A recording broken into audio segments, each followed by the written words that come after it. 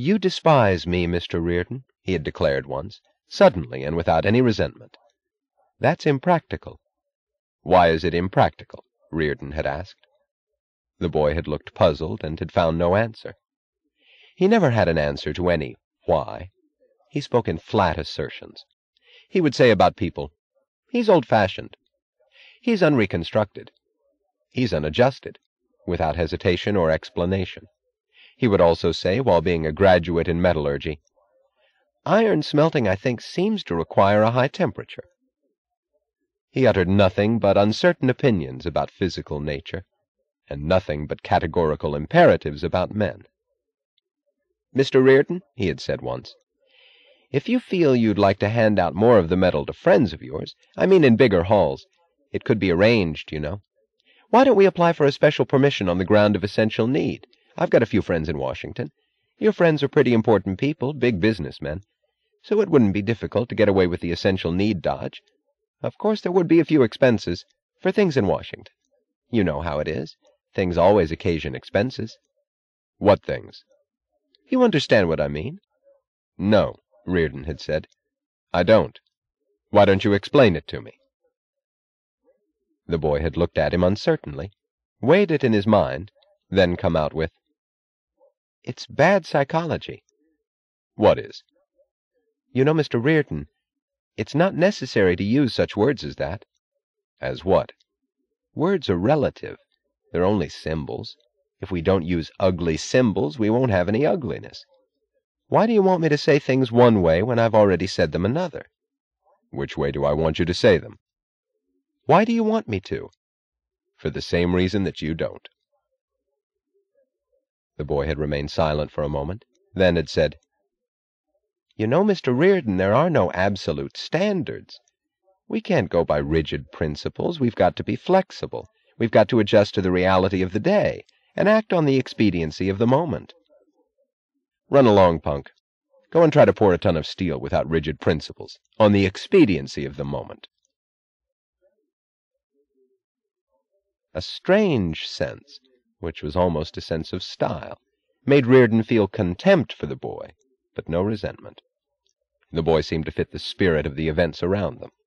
It was as if they were being carried back across a long span of centuries to the age where the boy had belonged, but he, Reardon, had not.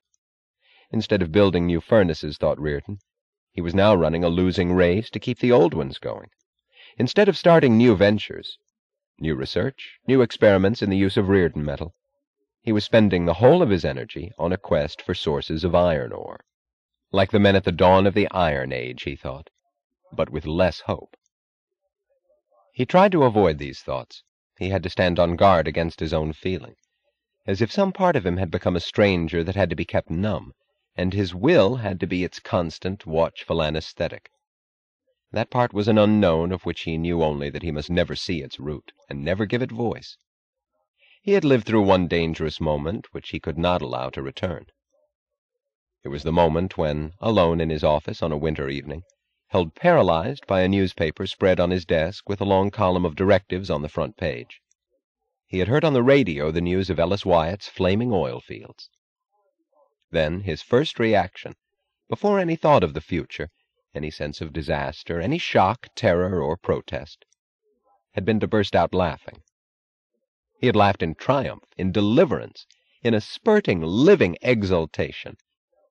And the words which he had not pronounced but felt were, "God bless you, Ellis, whatever you're doing." When he had grasped the implications of his laughter, he had known that he was now condemned to constant vigilance against himself. Like the survivor of a heart attack, he knew that he had had a warning, and that he carried within him a danger that could strike him at any moment. He had held it off since then. He had kept an even, cautious, severely controlled pace in his inner steps. But it had come close to him for a moment once again, when he had looked at the order of the State Science Institute on his desk. It had seemed to him that the glow moving over the paper did not come from the furnaces outside, but from the flames of a burning oil field. "Mr. Reardon," said the wet nurse, when he heard about the rejected order, "you shouldn't have done that." "Why not?" "There's going to be trouble." "What kind of trouble?" "It's a government order. You can't reject a government order. Why can't I? It's an essential need project. And secret, too. It's very important. What kind of a project is it? I don't know. It's secret. Then how do you know it's important? It said so. Who said so? You can't doubt such a thing as that, Mr. Reardon. Why can't I? But you can't. If I can't, then that would make it an absolute. And you said there aren't any absolutes. That's different. How is it different? It's the government. You mean there aren't any absolutes except the government? I mean, if they say it's important, then it is. Why? I don't want you to get in trouble, Mr. Reardon. And you're going to, sure as hell. You ask too many whys. Now, why do you do that? Reardon glanced at him and chuckled. The boy noticed his own words and grinned sheepishly, but he looked unhappy. The man who came to see Reardon a week later was youngish and slenderish, but neither as young nor as slender as he tried to make himself appear. He wore civilian clothes and the leather leggings of a traffic cop. Reardon could not quite get it clear whether he came from the State Science Institute or from Washington. I understand that you refuse to sell metal to the State Science Institute, Mr. Reardon, he said in a soft, confidential tone of voice. That's right, said Reardon. But wouldn't that constitute a willful disobedience of the law? It's for you to interpret. May I ask your reason? My reason is of no interest to you. Oh, but of course it is. We are not your enemies, Mr. Reardon. We want to be fair to you. You mustn't be afraid of the fact that you are a big industrialist. We won't hold it against you. We actually want to be as fair to you as to the lowest day laborer. We would like to know your reason. Print my refusal in the newspapers, and any reader will tell you my reason. It appeared in all the newspapers a little over a year ago. Oh, no, no, no. Why talk of newspapers? Can't we settle this as a friendly, private matter? That's up to you. We don't want this in the newspapers. No? No. We wouldn't want to hurt you. Reardon glanced at him and asked, Why does the State Science Institute need 10,000 tons of metal? What is Project X? Oh, that is a very important project of scientific research, an undertaking of great social value that may prove of inestimable public benefit. But unfortunately, the regulations of top policy do not permit me to tell you its nature in fuller detail. You know, said Reardon, I could tell you, as my reason, that I do not wish to sell my metal to those whose purpose is kept secret from me. I created that metal. It is my moral responsibility to know for what purpose I permit it to be used. Oh, but you don't have to worry about that, Mr. Reardon. We relieve you of the responsibility. Suppose I don't wish to be relieved of it. But that is an old-fashioned and purely theoretical attitude. I said I could name it as my reason, but I won't. Because in this case I have another inclusive reason. I would not sell any Reardon metal to the State Science Institute for any purpose whatever, good or bad, secret or open. But why? Listen, said Reardon slowly. There might be some sort of justification for the savage societies in which a man had to expect that enemies could murder him at any moment and had to defend himself as best he could. But there can be no justification for a society in which a man is expected to manufacture the weapons for his own murderers.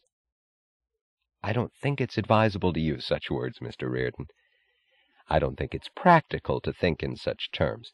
After all, the government cannot, in the pursuit of wide national policies, take cognizance of your personal grudge against some one particular institution. Then don't take cognizance of it. What do you mean? Don't come asking my reason. But, Mr. Reardon, we cannot let a refusal to obey the law pass unnoticed. What do you expect us to do? Whatever you wish. But this is totally unprecedented. Nobody has ever refused to sell an essential commodity to the government. As a matter of fact, the law does not permit you to refuse to sell your metal to any consumer, let alone the government. Well, why don't you arrest me, then? Mr. Reardon, this is an amicable discussion. Why speak of such things as arrests? Isn't that your ultimate argument against me? Why bring it up? Isn't it implied in every sentence of this discussion? Why name it? Why not? There was no answer. Are you trying to hide from me the fact that if it weren't for that trump card of yours, I wouldn't have allowed you to enter this office? But I'm not speaking of arrests. I am. I don't understand you, Mr. Reardon. I'm not helping you to pretend that this is any sort of amicable discussion. It isn't. Now do what you please about it.